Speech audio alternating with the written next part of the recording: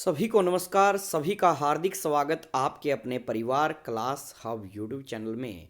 जैसा कि आप अपनी स्क्रीन के ऊपर देख पा रहे होंगे, HSSC socio economic criteria rule change हो चुके हैं, नए नियम लागू। आइए जानते हैं पूरी डिटेल क्या है, किन किन को मिलेगा 5 नंबर का फायदा और किन को होगा नुकसान। तो देखिएगा, हरियाणा गवर्नमेंट द्वारा गैजेटेड नोटिस जारी कर दिया है, पब्लिश कर दिया है। तो आइए जानते हैं अब किसको लाभ और किसको नुकसान होने वाला है। देखिएगा किन किन को 5 नंबर मिलेंगे तो आप जान सकते हैं। यह जो नियम है आगामी भर्तियों में लागू होगा। सबसे पहले ये क्लियर कर दूं, कईयों के मन में डाउट होता है सर ये कौन सी भर्तियों में। ये उन सभी भर्तियों में, एक तो सीईटी और सीईटी के अलावा जितनी भी आगामी एडवर्टाइजमेंट होंगी उन सभी में नई एडवर्टाइजमेंट ग्राम शिव पटवारी में बिल्कुल लागू नहीं होगा, ना ही पिछली भर्तियों में। ये वाला गैजेटेड नोटिस आगामी भर्तियों के लिए आया है। तो आइए देखते हैं।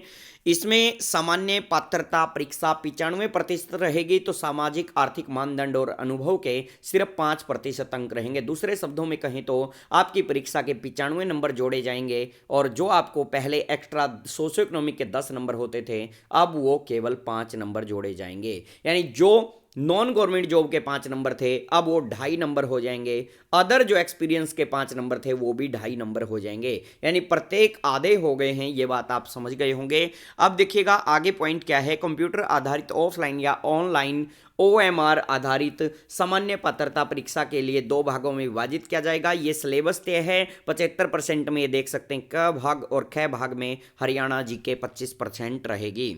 आगे देखिएगा, अब किसको 5 नंबर का हकदार कौन होगा। न तो वो स्वयं, न ही उसके परिवार में से कोई भी व्यक्ति हरियाणा सरकार या किसी अन्य राज्य सरकार या भारत सरकार के किसी विभाग, बोर्ड, निगम, कंपनी, वैधानिक निकाय, आयोग, प्राधिकरण में नियमित कर्मचारी है या था या रहा है, तो वो बिल्कुल भी इसका लाभ नहीं ले सकता। जो ये रहा होगा, तो ऐसा नहीं होना चाहिए। कोई भी आपके परिवार का मेंबर या आप स्वयं किसी भी सरकारी नौकरी पर ना तो पहले रहे हो ना अब हो।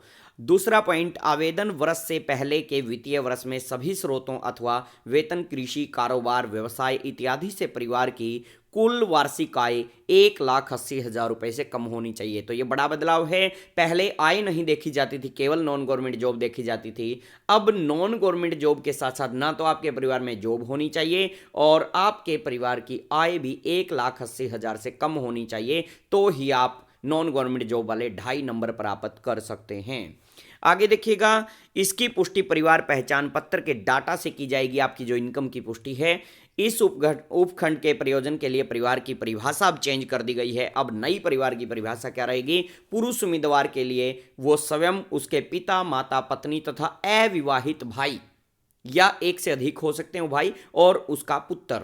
ठीक है, यानी आपके स्वयं के, उसके नहीं, वो तो अविवाहित है। दूसरा, आपका बेटा, आपकी पत्नी, आपके पिता, माता और अविवाहित भाई जितने भी हों, तो वो परिवार में गिने जाएंगे। यदि कोई शादीशुदा आपका भाई जॉब पे लग चुका है तो वो आप में काउंट नहीं किया जाएगा। उसकी, आपके भाई की मैरिड हो चुकी है और वो जॉब पर है, गवर्नमेंट जॉब पर, तो आपको 2.5 नंबर मिलेंगे। पहले 5 मिलते थे, अब 2.5 नंबर मिलेंगे नॉन गवर्नमेंट जॉब वाले। आगे देखिएगा 2 नंबर पॉइंट, अविवाहित महिला के लिए अब क्या जोड़ा गया है। स्वयं अविवाहित महिला यानी कैंडिडेट, उसके पिता, माता तथा अविवाहित भाई, उसके लिए भी जो विवाहित भाई है वो बेशक गवर्नमेंट जॉब पे हो, तो अविवाहित भाई गवर्नमेंट जॉब पे नहीं होना चाहिए, तो आप इन नंबरों के हकदार हैं। विवाहित महिला के लिए क्या जोड़ा गया है। विवाहित महिला स्वयं, उसके पति, ससुर, सास तथा अविवाहित देवर या जेठ और पुत्र, पुत्र किसके, आपके स्वयं के, और अविवाहित देवर या जेठ। यदि देवर या जेठ विवाहित हैं तो वो गवर्नमेंट जॉब पे हैं, तो वो आपको बिल्कुल भी नुकसान नहीं पहुंचाएंगे। फिर आप 2.5 नंबरों के हकदार हैं, अथवा 5% या 2.5 नंबर। तलाकशुदा महिला के लिए सीधी सी बात है, तलाक लेके वो कहाँ बैठी है, वो अपने पिछले परिवार अथवा पीहर में बैठी, तो वापिस उसके वही अनमैरिड जैसे गिने जाएंगे तलाकशुदा के लिए।